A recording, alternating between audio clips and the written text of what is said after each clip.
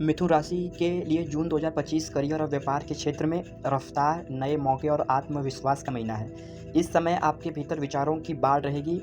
नए आइडिया, नए प्लान और नई दिशा में आगे बढ़ने का जोश आपको लगातार प्रेरित करता रहेगा। मिथुन राशि वालों की सबसे बड़ी ताकत होती है उनकी संवाद शैली और बुद्धिमत्ता।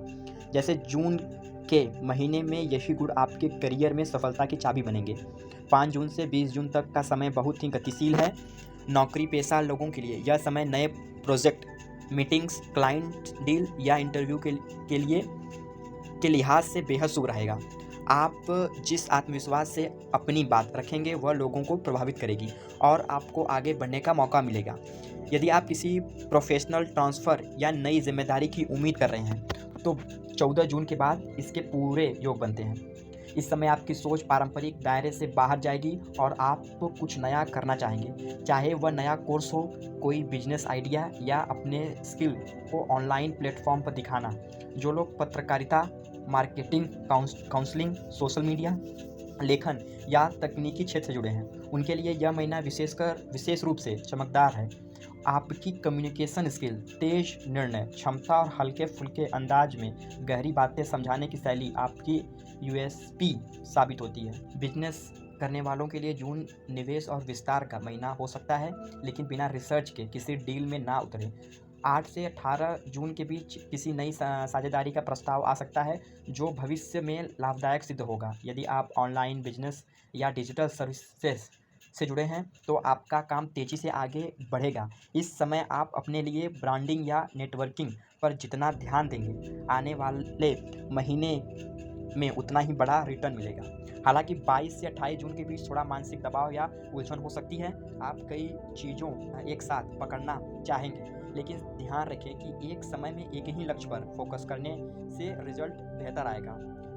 कुल मिलाकर जून 2025 मिथुन राशि वालों के लिए एक तेज उत्साह और संभावनाओं से भरा हुआ महीना है। आपके भीतर जितनी रचनात्मकता और ऊर्जा है वह इस समय आपके करियर को नई ऊर्जा दे सकती है। इस महीने आप ये महसूस करेंगे कि काम सिर्फ रोजगार नहीं बल्कि खुद को साबित करने का एक जरिया है और आप उस रास्ते पर हैं जहां आपकी सोच, आपकी आवाज़ और आपका आत्मविश्वास तीनों मिलकर आपको पहचान दिलाएंगे। अब बात करें प्रेम और दाम्पत्य जीवन की। मिथुन राशि के जातकों के लिए जून 2025 का महीना प्रेम और दाम्पत्य जीवन में नयापन, संवाद और हल्के फुल्के रोमांस से भरा हुआ है। आप बुद्धि और रहस्य के साथ दिल जीतने वाले होते हैं और इस महीने आपकी यही खूबी आपके रिश्तों में चमक बिखेरेगी।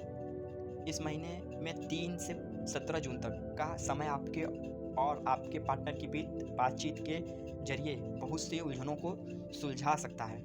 अगर कोई बात लंबे समय से मन में थी तो अब वह आसानी से खुल सकती है और उसके साथ ही दिल का बोझ भी हल्का हो जाएगा।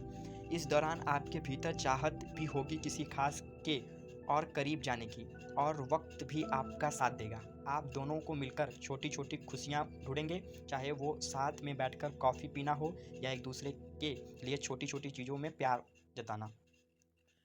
जो लोग किसी रिश्ते की शुरुआत करना चाह रहे हैं उनके लिए जून बहुत अनुकूल है। खासकर 10 से 25 जून के बीच कोई दोस्त अचानक खास बन सकता है या सोशल मीडिया, ऑफिस या किसी यात्रा में हुई मुलाकात धीरे धीरे दिल की गहराइयों तक पहुंच सकती है। इस समय आपके बोलने का तरीका, आपका रहस्य बोध और आपकी सोच किसी के दिल को छू सकती है। मिथुन राशि वाले इस महीने अपने चंचल स्वभाव में भी एक ठहराव महसूस करेंगे और यही ठहराव उन्हें स्थायी रिश्तों की ओर खींचेगा।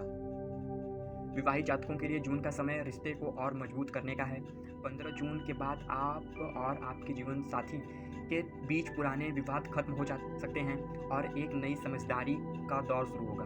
यदि कोई गलतफहमी या मनमुटाव पिछले दिनों रहा हो तो अब बात करने का, खुलने का और क्षमा मांगने सुनने का उत्तम समय है। साथ में यात्रा करने, किसी समारोह में जाने या एकांत में समय बिताने का योग बन रहा है जो आपके रिश्ते में ताजगी लेकर आएगा। कुछ दंपतियों को इस महीने संतान सुख या संतान से जुड़ी कोई शुभ सूचना भी मिल सकती है, जिससे परिवार में खुशी का माहौल बनेगा। कुल मिलाकर जून 2025 मिथुन राशि वालों के लिए ऐसा समय है जब प्यार फिर से खिल सकता है। हंसी, बातचीत और दिल की जुबान से आप जितना खुलकर साफ दिल होकर अपने रिश्तों में संवाद करेंगे उतना ही जीवन साथी के साथ आत्मीयता और अपनापन महसूस करेंगे।